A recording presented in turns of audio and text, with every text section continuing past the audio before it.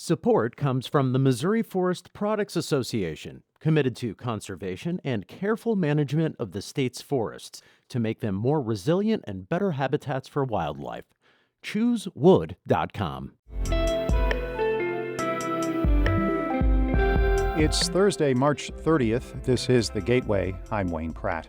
A new baseball season begins today, and at least one Cardinals beat writer says the team has the potential for a deep playoff run. They're not the best team probably on paper in the National League. You'd probably say the Dodgers, San Diego, maybe Atlanta are better than them. But as we saw last year, you win a couple of games in the playoff series, anything can happen. We'll hear more about this year's edition of the Cardinals in just a few minutes. Two Republican state senators in Missouri are at odds over the defeat of legislation that would have banned so-called red flag laws. St. Louis Public Radio's Jason Rosenbaum has more on the war of words between Lincoln Huff and Bill Eigel.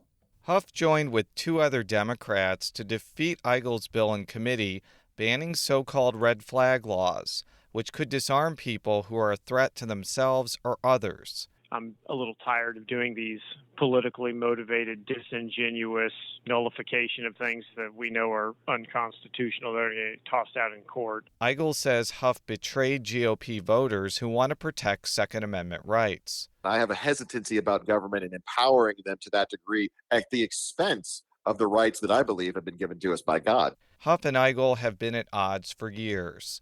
Eigel supported a candidate who unsuccessfully challenged Huff in last year's GOP primary. I'm Jason Rosenbaum, St. Louis Public Radio. Opponents of legislation targeting transgender youth have taken their cause directly to Missouri lawmakers. Several hundred rallied yesterday in Jefferson City, less than a week after the Missouri Senate passed legislation barring transgender minors from receiving gender-affirming health care. State Representative Ashley Bland-Manlove is calling on members of the transgender community and their supporters to also be proactive with elections. And it's great to be here in the hearings, and it fills my heart with joy when I see y'all in the overflow room and the overflow room and the overflow room. Brings my heart to joy. But if you don't bring 5 people to the election poll with you on election day, you're being counterintuitive to yourself. The measure passed by the Senate last week still needs approval in the Missouri House. Also, out of Jefferson City, a bill that would allow students to enroll outside their school district has reached the state Senate. Jody Fortino reports. The bill approved by the Missouri House earlier this month would allow up to 3% of a school population to transfer out. Critics are concerned that could defund already struggling districts. State Representative Brad Pollitt is a Republican from Sedalia. He says the bill would let taxpayers decide how they want their school district to look. The taxpayers of that district have that power in this bill.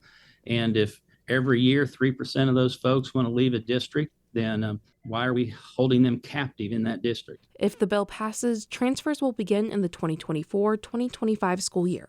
I'm Jody Fortino. St. Louis voters go to the polls Tuesday to elect a board of aldermen. 2 races feature incumbents running against each other because of redistricting.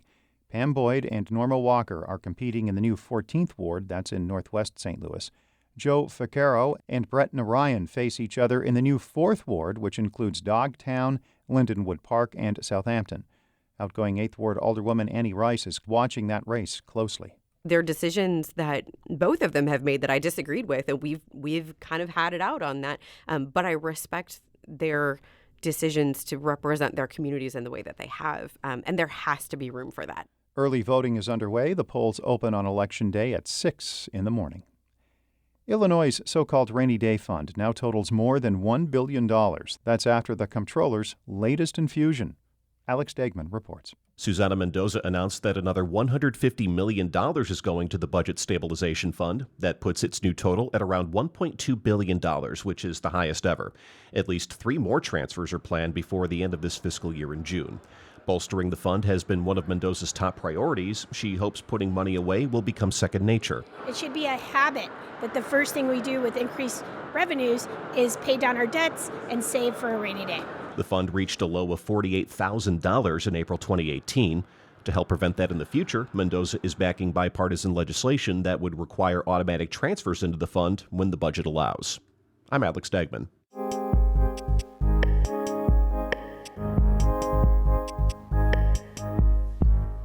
The Cardinals open the season today at Busch Stadium against Toronto. The ball club starts a new year after being eliminated in the first round of the playoffs last fall.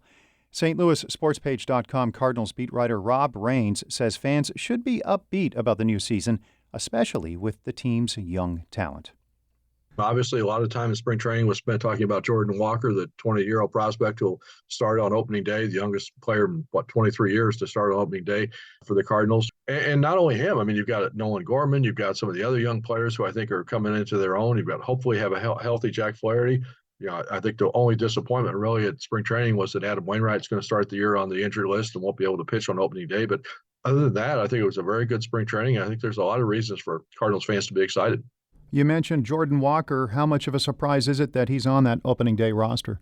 Not really much of a surprise. We knew coming into spring training he was going to have a chance to play, and he made the most of it. He's as good a Cardinal hitting prospects as they've had in a number of years. They really kind of thought that he would seize the opportunity and run with it, and he did that.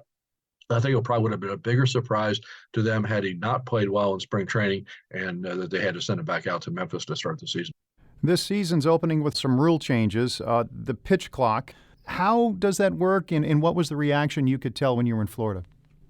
Everybody loves it. I mean, I think, if you can shave off 10 or 15 minutes, I don't think you're going to get quite as much time saved during the regular season as you did in spring training because of a couple of reasons. One, you're going to have more in-game pitching changes, like in the middle of an inning. That's going to take time. And I think you're going to have, obviously, instant replays from a lot of games. That's going to take some time. But if they can save, 15 minutes or so off a 3-hour game time and get it done in 2:40 or 2:45, I think that's a plus. I think it keeps everybody sharper. I think it keeps fans' attention focused. A pitcher now has, a certain number, 15 seconds to throw a pitch. If there's nobody on base, 20 seconds to throw a pitch if there's a runner on base. And the hitter has to be in the box ready to bat with 8 seconds left on the pitch clock, or it's a violation. If it's a violation on the hitter, it's an automatic strike. If it's a violation on the pitcher, it's an automatic ball. On top of the pitch clock, the biggest restriction now is a pitcher can only throw over 2 times while a runner is on base during a particular at bat. So that's going to change. You're not going to have some of those 8 or 10 pickoff throws every time a guy's on base. So the whole intent is to make the game move faster. How is the uncertainty over the team's bankrupt TV broadcaster, Bally Sports, going to affect the team, or is it already hanging over the team? How do you assess that?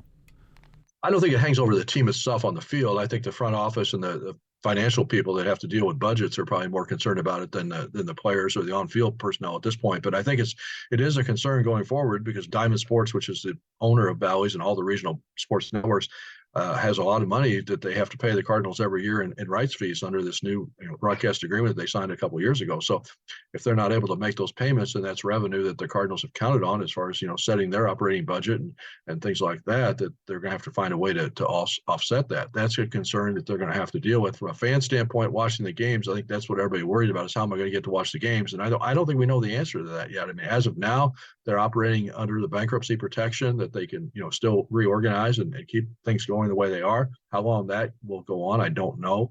Cardinals are not going to let a situation develop where the fans are not going to be able to watch the games. Whether it's they have to take over the rights themselves and produce and disseminate the games in some fashion, that's what will happen because they're not going to have a situation go where their games are not going to be available to the fans. I just don't know how that access is going to work. Specifically, from your standpoint, what are you expecting from the team this season?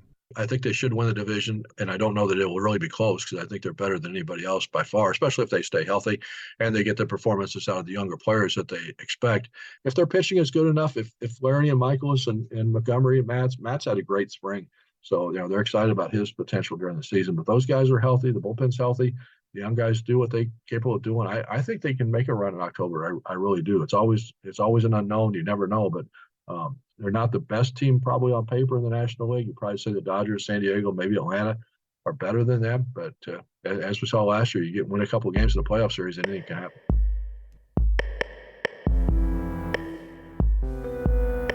That's STLSportsPage.com Cardinals beat writer Rob Raines talking about the new baseball season, which begins today at Busch Stadium.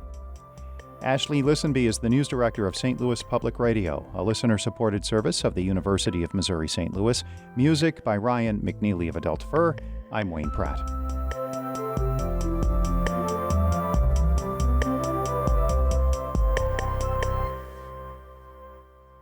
Support comes from the Missouri Forest Products Association.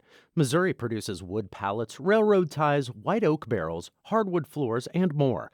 Details on the variety of products made in the state are at choosewood.com.